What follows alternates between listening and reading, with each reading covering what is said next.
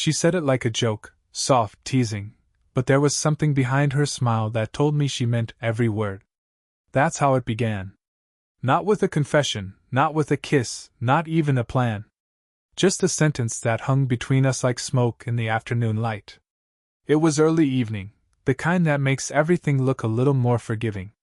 The sky outside her porch was a mix of gold and blue, and the air smelled faintly of rain that hadn't come yet.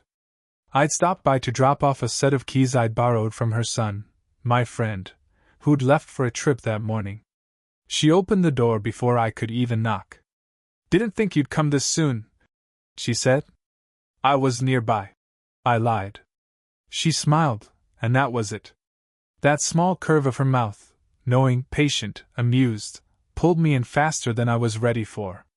She stepped aside, motioning for me to come in, and I caught the faint scent of vanilla and coffee as I passed her. The house was quiet. Too quiet. The kind of silence that feels alive. She set a mug on the counter, half full, and brushed her hair behind her ear, looking at me over her shoulder. "You look nervous," she said. "I'm not." She laughed softly, the kind of laugh that made you want to earn another. "You're a bad liar, kid." "Kid?" I said, pretending it didn't sting. Her eyes softened, a flicker of regret, or maybe curiosity. "Fine," she said. "Man, then. But you're still trouble." That's when she said it. "You're trouble, aren't you?" Like she was daring me to agree. Like she already knew I wouldn't walk away. I remember every detail of that moment. The hum of the fridge. The flicker of light over the sink. How she leaned against the counter, arms crossed, pretending not to watch me. She was older, you could see it in the fine lines near her eyes, the calm way she carried herself, but there was a warmth in her presence that made the air heavier somehow. We talked, at first, about nothing. Work. Weather. Music. She poured herself another cup of coffee, then offered me one. I didn't even like coffee, but I said yes. I held the mug just to have something to do with my hands. At one point, her fingers brushed mine as she passed me the sugar. Neither of us said anything. But her hand lingered a little too long, and I knew she felt it too, that slight, electric pause that makes you forget where you are. "You should probably go before the rain starts," she said finally, though she didn't sound like she wanted me to. "Maybe I like the rain." She looked up, and her expression shifted, somewhere between amused and sad. "You really are trouble." Her voice was quiet, almost fond. I didn't know what to say, so I said nothing. I just stood there, the sound of thunder rolling faintly in the distance, her eyes steady on mine. There was no script, no right thing to do. Only the weight of the moment, her standing in the doorway, me trying not to stare too long. Then her phone buzzed on the counter. She glanced at the screen, and for a second, her whole face changed, just slightly. Her smile faltered. Her fingers hesitated over the phone, then she looked back at me. "Sorry," she said softly. "That's complicated." She didn't answer the message. She just turned the phone face down, took a step closer, and whispered, "You should really go now." But her eyes didn't agree. And that's where everything started to change. I should have left when she told me to. But then the rain came, sudden, heavy, and I was still standing there, halfway to the door, pretending to check the weather on my phone. She sighed, glanced at the downpour outside, and said quietly, "Well, looks like you're stuck." I tried not to sound too relieved. "Guess so." She smiled faintly, almost like she'd expected it to happen. We ended up in the living room. She lit a small lamp, and the room filled with a soft amber glow. The storm outside made the walls hum. I sat on the edge of the couch, still holding that cold coffee I hadn't finished. She sat across from me, folding one leg beneath her, her gaze fixed on the window. "I always liked the rain," she said. "It makes people honest." "What do you mean?" "You can't fake calm when everything's falling apart outside." She looked over at me. Or inside. Something in her tone made me ask, before I could stop myself. "Was that from experience?" She laughed under her breath, but her eyes stayed far away. I was married once, she said. For 18 years. He's in another city now. We still talk, about bills, birthdays, never about what matters. Her fingers traced the rim of her mug. The motion was small, rhythmic, like it helped her stay steady. People change, she added. Or maybe they stop pretending. I'm still not sure which one hurts more. I wanted to say something, anything, but the words felt too clumsy. What about you? She asked after a moment. Not much to tell. I hesitated. My dad left when I was young. My mom worked late most nights. I guess I learned early not to expect people to stay. She looked at me then, really looked. Not with pity, not with surprise. Just quiet understanding. You're too young to talk like that, she said softly. And you're too smart to believe age fixes anything, I replied. That made her smile again, slow, reluctant, beautiful. The silence that followed wasn't awkward. It was thick, alive. I could hear the rain hitting the glass, the low hum of the refrigerator, her slow breathing. Every sound felt louder than it should. She shifted slightly, her knee brushing mine. Neither of us moved away. My pulse kicked hard, and for a second I thought she'd pull back, but she didn't. She stayed there, close enough for me to see the faint freckles near her collarbone, the tiny scar above her lip. Your friend, she began, then stopped. My friend? Your friend who's my son. Her voice was quiet. You know what this looks like. I know, I said. And I know what it feels like. Her breath caught, I heard it, faint, like she hadn't meant for me to notice. She turned her head slightly, eyes searching mine for something, an exit, a reason, maybe permission. I don't want to hurt anyone, she whispered. Then why aren't you moving? She didn't answer. Instead, she reached out, just lightly, and fixed the collar of my shirt where it had folded wrong. Her fingers lingered. It was such a small gesture, but it cracked something open between us. The kind of moment that isn't loud but changes everything after it. The rain didn't stop that night. It just softened, the kind that taps against the windows like it wants to be let in. We stayed in the living room longer than we should have. Every minute stretched, every silence got heavier. She turned off the lamp now. Only the faint blue from the TV lit the space between us. Some old movie played in the background, either of us watching. Her knee was still touching mine. Neither of us had moved. I could feel it, that thin, dangerous thread between what was right and what we both wanted. She shifted, exhaling slowly. This is a bad idea, she said. I know. But you're not leaving. I know that too. A faint laugh escaped her, shaky, real. God help me, she murmured, more to herself than to me. Then the sound of keys, sharp, metallic, dropped somewhere near the door. She froze. I turned toward the sound, pulse hammering. Who's that? I whispered. She didn't answer. Her face went pale. Then, quickly, too quickly, she stood, brushed her hair back, and whispered, My husband. The word hit harder than thunder. I thought, we're separated, she said, eyes darting to the hallway. He wasn't supposed to be here. The door creaked. A man's voice called, rough and tired. Nora? You home? Her name hit the air like a secret I wasn't supposed to hear. I stood there, unsure whether to run or hide. She grabbed my wrist, pulling me toward the kitchen. Go out the back, she whispered. Please. But when I turned, she didn't let go. Her hand stayed on mine, trembling, desperate. Nora? The voice called again, closer now. She looked at me then, eyes wide, full of something I couldn't name. Fear, maybe? Or the realization that whatever this was, it wasn't small anymore. I whispered, I'll go. She shook her head once, barely. You shouldn't have come. Then why did you open the door? Her lips parted like she had an answer, but none came. He entered the room just as I slipped out the back, rain catching my face like needles. I didn't look back until I reached the fence, but when I did, I saw her through the window, standing still, shoulders stiff, pretending everything was fine. Later that night, my phone buzzed. One new message. Nora, don't come here again. I stared at the text for a long time. Then, 10 minutes later, another message. Nora, I didn't mean that.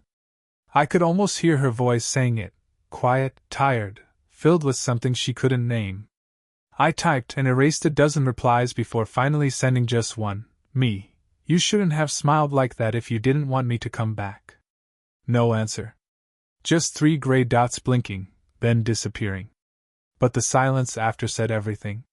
Because we both knew this wasn't over. For a week, she didn't answer my messages. Not the short ones, not the careful ones. Nothing. I told myself I'd let it go. That I'd forget.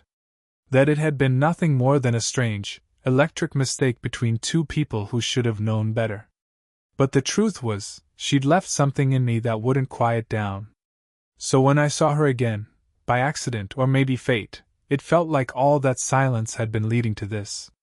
It was at the small café near the park. She was alone, a book open on the table but unread, her fingers resting on the rim of her cup. When she looked up and saw me, I swear the world stopped for a second. She didn't smile. Didn't frown either. Just sighed, like she'd been expecting me all along. You shouldn't be here, she said quietly. Neither should you, I said. She hesitated, then gestured toward the empty seat. 5 minutes. I sat. The air between us felt thin, breakable. How's your husband? I asked, and instantly hated how sharp it sounded. She flinched, eyes narrowing slightly. He's gone again. Not that it's your concern. Then why are you still wearing the ring? Her fingers curled, hiding her hand. Habit. Or fear. Her voice dropped. You don't get to analyze me. We fell into silence again, the kind that hums with everything unsaid. Then she said it, barely above a whisper. You make things complicated. I leaned forward. Or maybe I just make them real. Her eyes met mine, and for a second, something in her expression broke open, the walls, the restraint, all of it. You think this is real? She said, voice trembling. You're 23, and I've already lived a lifetime of mistakes. I can't afford another one.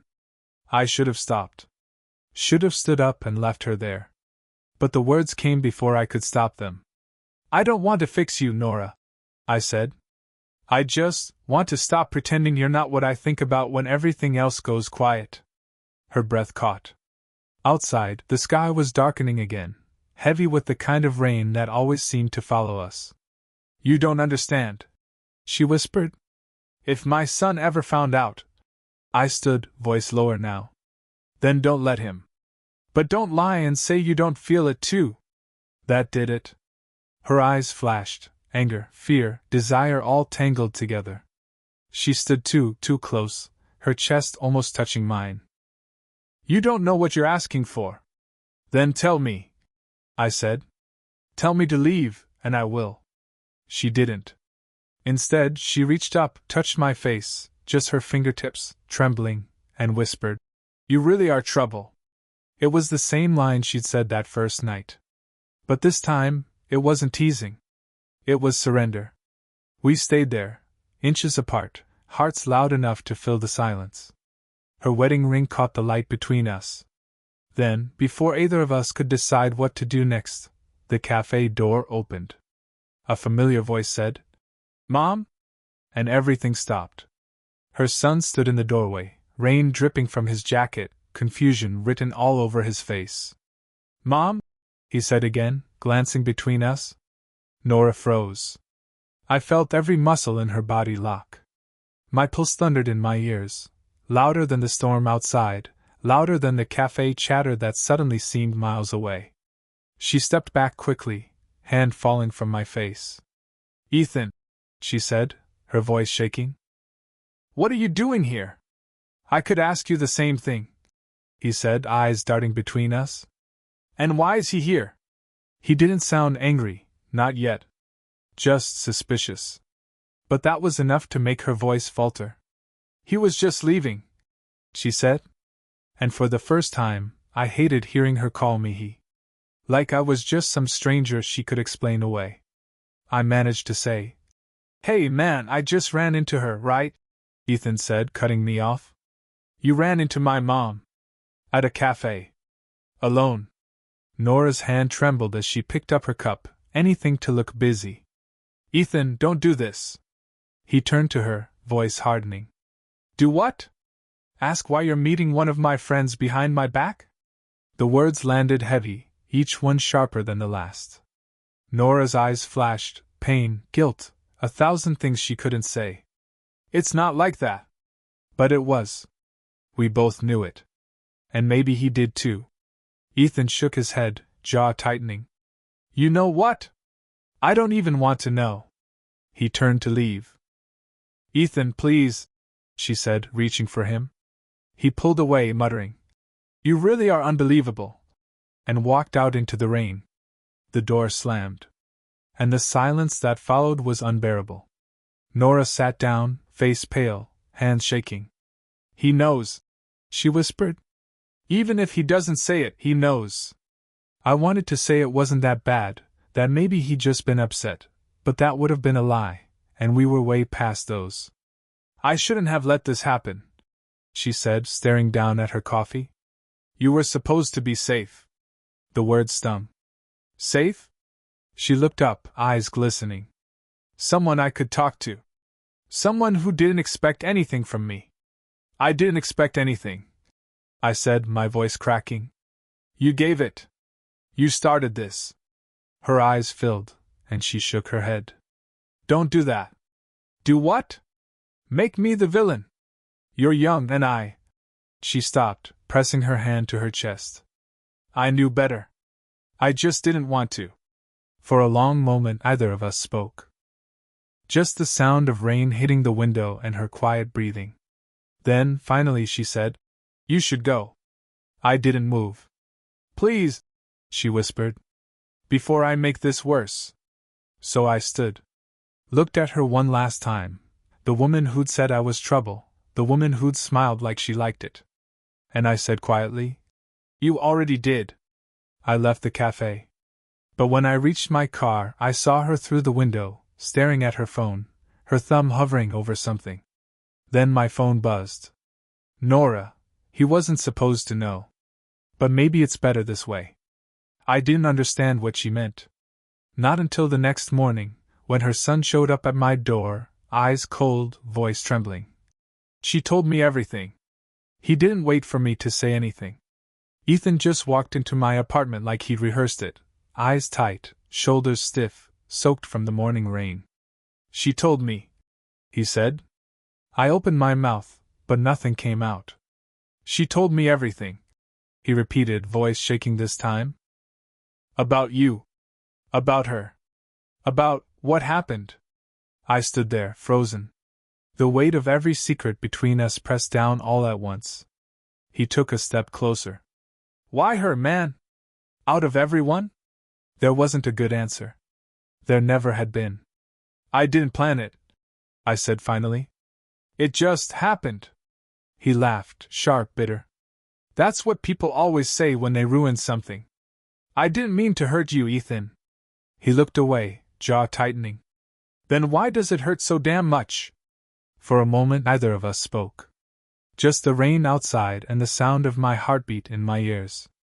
Then he said something I didn't expect. "She's leaving." My stomach dropped. "What?" "She said she needs space. She packed a few bags last night. Said she can't stay here anymore, not after this." I felt the air leave my lungs.